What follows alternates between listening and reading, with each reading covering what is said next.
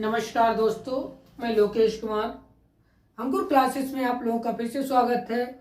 मैं आप लोगों को लेके चलता हूँ मैथ में क्वांटिटेटिव एप्टीट्यूड मैथमेटिक्स, और जिसमें मैंने पढ़ा था जैसे कि प्रॉफिट लॉस एंड डिस्काउंट के बारे में बात कर रहे थे।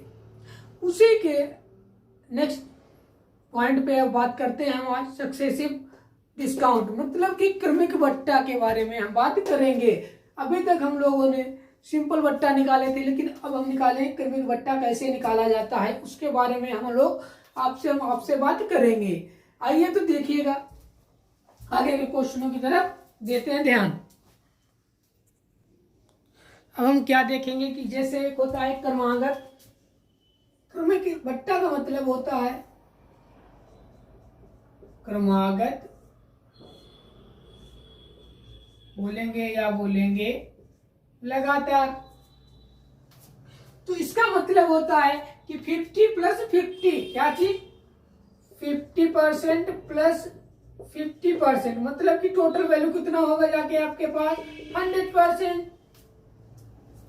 उसी तरीके से अगर आप लिखते हैं 50% प्लस 30%, तो उसके बाद में अभी कितना कम है 100% में, यहां पर कितना हुआ जाके 50%, फिर 30% है, उसके बाद में 30% ऑफ है, इस ऐसे। उसके बाद में यहाँ पे आता आपका 50% है, 50% है और प्लस है 40%। इसी तरीके से हमको देखना है कि क्या होता है। जैसे कि 100% है, 100% में 50% इन्होंने डिस्काउंट दे दिया, 50 है और 50 के बाद में यहाँ पर 40% है डिस्काउंट, कितने में, तो यहाँ पर जो होगा स्पिन का कितना हो जाएगा 30 हो जाएगा। कितना 30 की यहाँ से और यहाँ तक जो है वो कितना, ये सेलिंग प्राइस है, ये इनका मैन है कि 100 से जब 30 माइनस करेंगे तो हमारा कितना आएगा 70%। कितना आएगा 70%। ये हमारा क्या होगा, डिस्काउंट होगा, सिंगल डिस्काउंट। क्या होगा, सिंगल डिस्काउंट कितने परसेंट होगा 70% हो जाएगा। जब यहां पर सिंगल या तो हो जाएगा इक्वल, क्या हो जाएगा, या तो इक्वल हो जाएगा या तो 70% हो जाएगा यहां पर।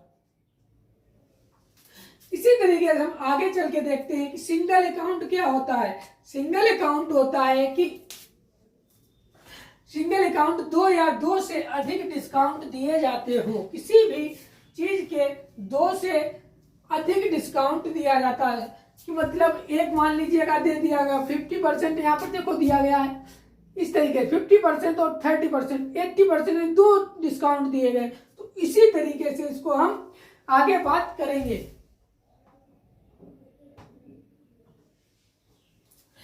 कि अब देखते हैं कि सिंगल डिस्काउंट होता क्या है, उसके बारे में हम आपको बताते हैं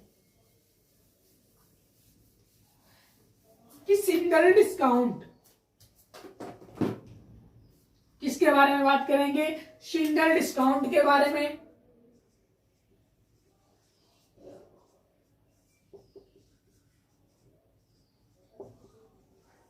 सिंगल डिस्काउंट क्या होता है, एकल बट्टा।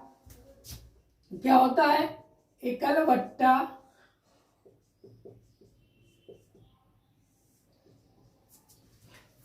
अभी मैंने क्या बताया, दो या दो से अधिक डिस्काउंट दिए जाते हैं।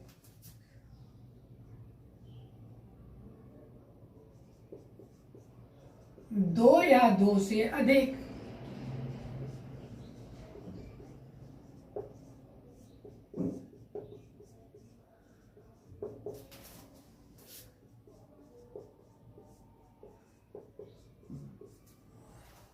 या बोलिएगा किसी भी वस्तु पर एक से अधिक या दो से अधिक डिस्काउंट दिए जाने पर उसको हम क्या कहते हैं, उसको एक एकल बट्टा कहते हैं।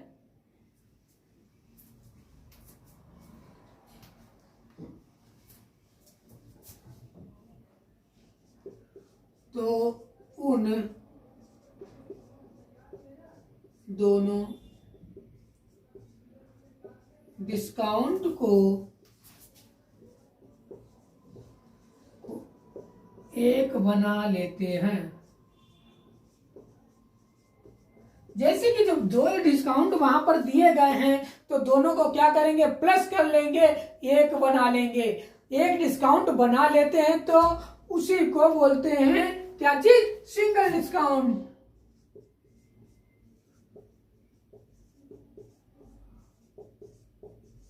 इसको बोलते हैं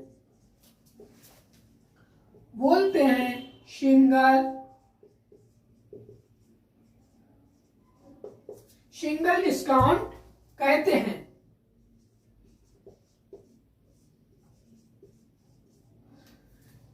किसको बोलते हैं, दो या दो से अधिक दिए गए डिस्काउंटों को एक में जोड़ने पर जो हमें डिस्काउंट प्राप्त होता है उसको क्या कहते हैं, एकल डिस्काउंट, एकल बट्टा या सिंगल डिस्काउंट कहते हैं।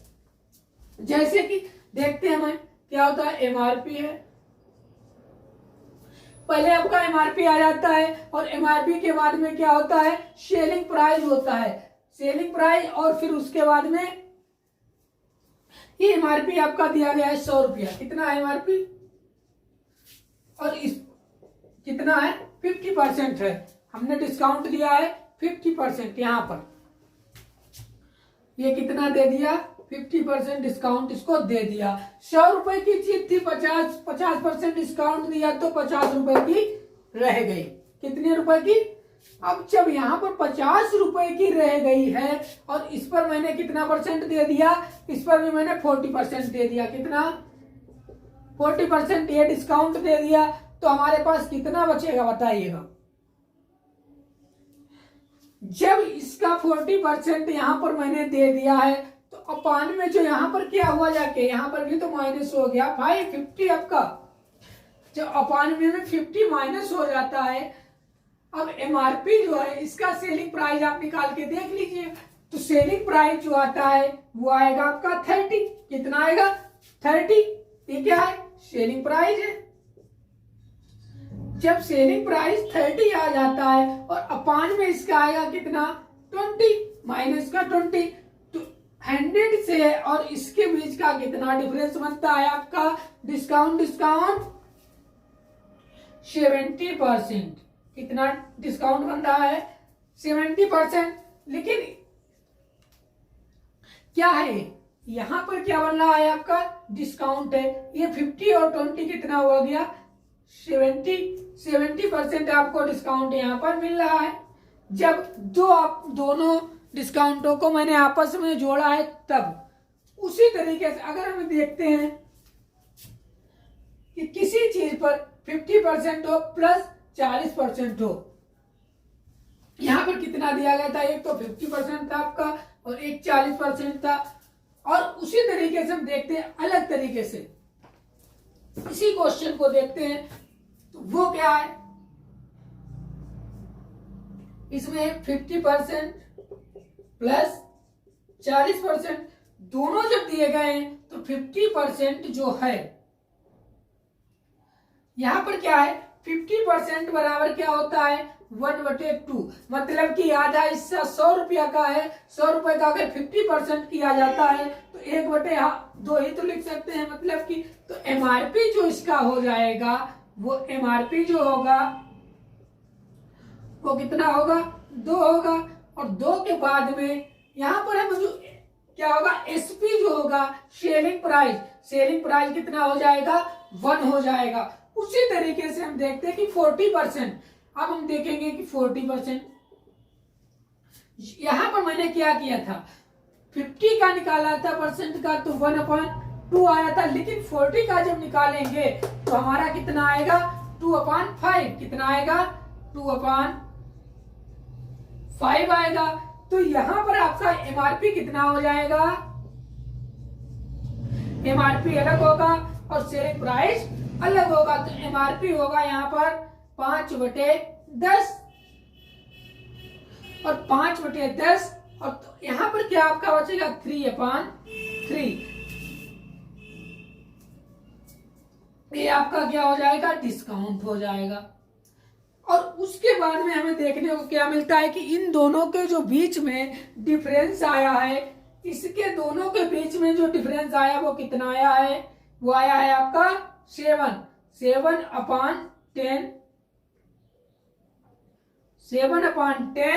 इंटू 100। क्या करेंगे 7/10 इंटू 100, तो 10 से 10 को बार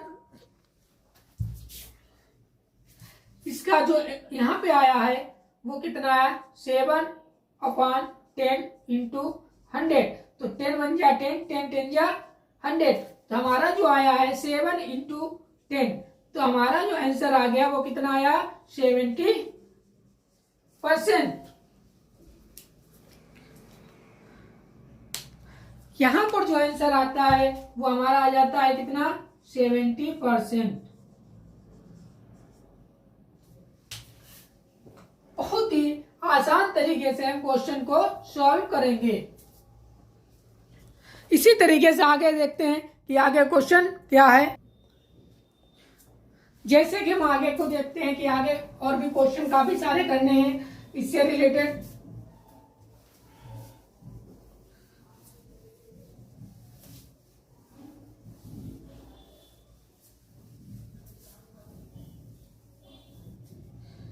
हम बात करते हैं कि जैसे अभी मैंने क्या लिया था 50% प्लस 40% इक्वल में हमने कितना आता है, टोटल कितनी वैल्यू है 50 और 40, तो टोटल मेरे पास कितना आ जाता है,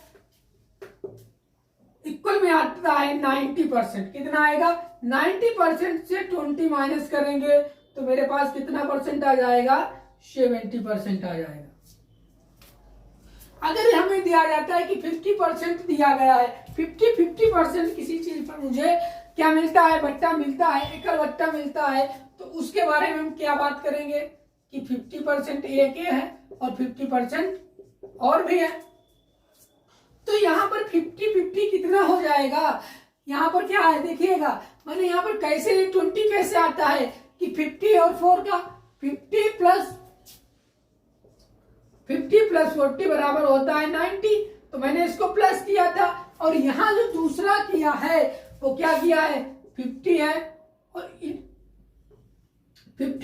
20 है, इन दोनों को मैंने कट 0 कट कर दिया, 5 और 4 को मैंने मल्टीप्लाई कर दिया, तो हमारा कितना आ गया 4 2 4 5 4 जा 20, तो यहाँ पर 20 इस तरीके से आया था। उसी तरीके से हम यहाँ पर ऐड करेंगे 50-50 100% हो जाता है और प्लस 5 5 जा 25,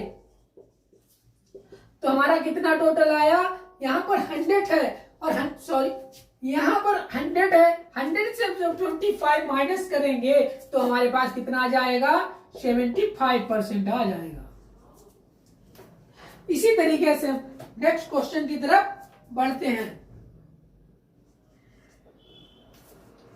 अगर मुझे दिया गया हो 60% प्लस 40%, इसका हम कैसे निकालेंगे कि 60 और 40 हमारा होता है 100% और माइनस करेंगे 6 4 जा 24, कितना होगा 6 4 जा 24, जब 24 को माइनस करेंगे 100 से तो हमारे पास आ जाएगा 76%। इस तरीके से एकल बट्टा को निकालने की बहुत ही वेरी सिंपल है, ये इस ट्रिक से निकालोगे सेकंडों में क्वेश्चन हल हो जाएगा। एग्जाम में आप फार्मूला के अकॉर्डिंग निकालोगे तो फार्मूला लगाते ही रह जाओगे और एग्जाम का टाइम निकल जाएगा, ओवर हो जाएगा। इसी तरीके से हम एक और क्वेश्चन की तरफ चलते हैं। वो हमारा क्वेश्चन 25% प्लस 20%, इसको हम किस तरीके से निकालेंगे, 25 और 20 है तो 25 और 20 हो गया आपका 45% और 25 टू जा कितना होता है 50 माइनस का 5 लिखा जाएगा, 25 नहीं लिखा जाएगा। कितना? 5 लिखा जाएगा। -5 करेंगे तो यहां पर हमारा कितना आ जाएगा? 40%। और इसी तरीके से एक दो क्वेश्चन और करते हैं, फिर आगे आपको बताते हैं।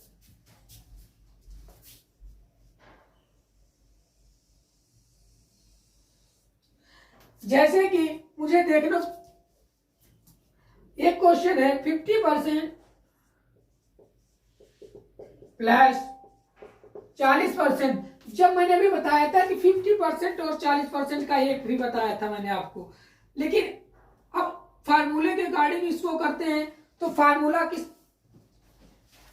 किस तरीके से लगेगा वो भी आपको मैं बता दे रहा हूं कि यहां पर जैसे कि दो वैल्यू दी गई हुई है, यहां पर जो लगता है A% प्लस B%। क्या चीज फार्मूला लगेगा?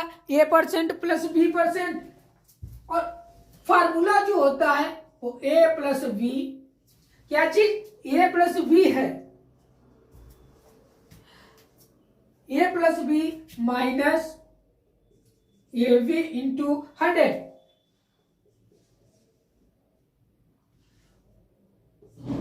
किस चीज में?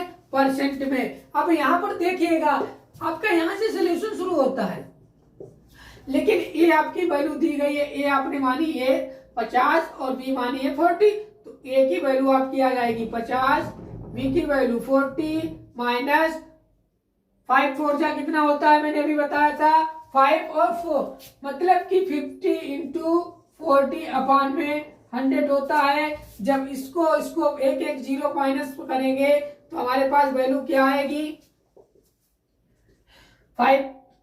50 और 40 हो गया, 90 हो गया, और 5 4 जा कितना होता है? 20 होता है। तो यहां पर हमारा जो आंसर आ जाएगा वो 20% आ जाएगा। अगर फार्मूले को लगाओगे, इसको आप काफी टाइम में सॉल्व करोगे, कॉपी पेन उठाओगे, जब जाके उसमें मेंशन करोगे उसके बाद करोगे, लेकिन इस तरीके से अगर करते हो तो दोनों जो वैल्यू दी गई हैं उन दोनों को प्लस कीजिएगा और उसके बाद में दोनों को मल्टीप्लाई कीजिएगा। जो टोटल वैल्यू आई थी, आपका जितना भी परसेंट टोटल बन रहा है उसको उस वैल्यू से माइनस कर दिया, तुरंत फटाक से आंसर आ जाएगा। इसी तरीके से अगले क्वेश्चन की तरफ पढ़ते हैं।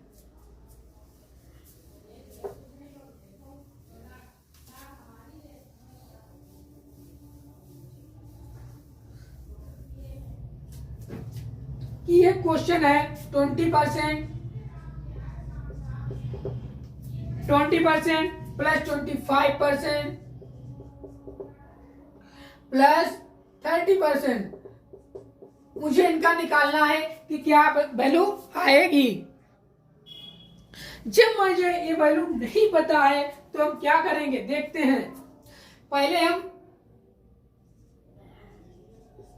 क्या लिखेंगे? 20% प्लस 25% प्लस 30%।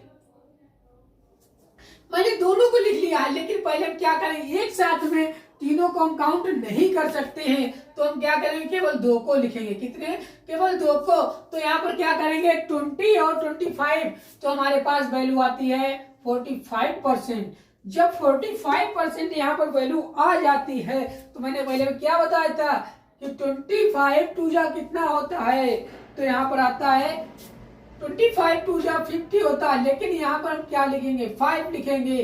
दूसरी हमारी वैल्यू कितनी बची है, वो शेष थी 30%, उसको मैंने अलग लिख लिया है। लेकिन हमें केवल सॉल्व तो भी इतना करना है, तो 45 से जब 5 माइनस करोगे, 45 से 5 माइनस करोगे तो हमारे पास आएगा 40% प्लस 30%। ये तो मैंने सॉल्व कर लिया, यहां तक सॉल्व हो गया। उसके बाद में मैंने अगली वैल्यू भी पुट कर दी। अब जब अगली वैल्यू पुट कर दी है तो यहां पर हमारा कितना टोटल वैल्यू आ जाता है, वो वैल्यू आता हमारा है 70। कितना आया, 70% प्लस 4 3 जा कितना होता है, 4 3 जा होता है 12। जब 70 से 12 माइनस करोगे तो वैल्यू कितनी आएगी, 70 से जब 12 माइनस करोगे तो हमारी वैल्यू आ जाएगी 58%। इसी तरीके से इसी क्वेश्चन को हम अलग तरीके से भी कर सकते हैं, वो भी आपको हम बताते हैं।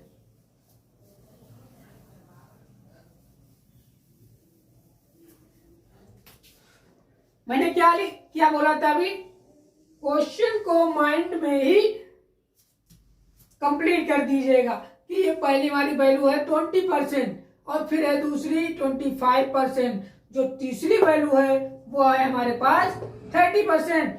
जब 30% ये कितना हमारा हुआ भाग 20% जो होता है वो होता है 1/5 और जो 25% होता है वो होता है 1/4 और जो 30% होता है वो होता है 3/10। मैंने तीनों यहां पर वैल्यू लिख ली है। जब तीनों वैल्यू मैंने यहाँ पे मेंशन कर ली है, लेकिन अब मुझे क्या देखने को मिलता है कि टोटल एमआरपी सबकी कितनी कितनी है। MRP maximum price retail, maximum retail price, MRP हो गया और उसके बाद में दूसरा क्या होता है एसपी, मतलब एक एमआरपी क्या दी गई है और सेलिंग प्राइस क्या है। तो यहां पर हम देखेंगे एमआरपी क्या होता है, इनका उल्टा हो जाता है। तो एमआरपी 20% में एमआरपी कितनी हुई 4 हो गई, फिर 5 हो गई, फिर कितनी हो गई 10 हो गई। हमने तीनों लिख ली और तीनों का जो काउंट होता है वो कितना आएगा। लेकिन पहले एसपी आपके पास क्या है, ये एसपी को भी हम देख लेंगे। हमारा जो एसपी है वो कितना बचता है, एक तो 4 बचेगा, 4 के बाद में फिर 3 हो जाता है और 3 के बाद में जो लास्ट वाला है वो कितना, देखिए कैसे यहां पर जो था कितने परसेंट 70, यहां पर 30% दिया था तो यहां पर कितना बचा 70 बचा है, 50 यहां पर था तो यहां पर कितना, यहां पर देखिए 1/5 तो यहां पर कितना बचा था, यहां पर 4 हुआ, 4 को मैंने 4 से डिवाइड कर दिया। जब 4 से 4 डिवाइड हो जाता है तो यहां पर कितना आ जाएगा आपके पास 10 5 जा 50 और 3 7 जा 21। टोटल वैल्यू मेरे पास कितनी आई 50 रुपए एमआरपी हो गया और सेलिंग प्राइस कितनी हो गई 21 रुपया। तो यहां पर हम क्या करेंगे, ये तो हमारी 50% पहले से ही दी गई है, लेकिन जो ए वैल्यू दी गई है ये क्या होगा, ये कितने में है 29/50 इंटू 100। तो इसको जो डिवाइड 50 बन जा 50, 52 जा 100 तो 29 इंटू 2 बराबर 58%। बताइए, ये वेरी वेरी सिंपल तरीके से इसको हम सॉल्व कर सकते हैं डायरेक्टली, लेकिन उसमें आपको दिमाग घुमाना पड़ेगा तब जाके आपसे वो क्वेश्चन सॉल्व हो पाएगा। इसी तरीके से हम एक क्वेश्चन की तरफ और चलते हैं और उसको भी सॉल्व कर लेते हैं।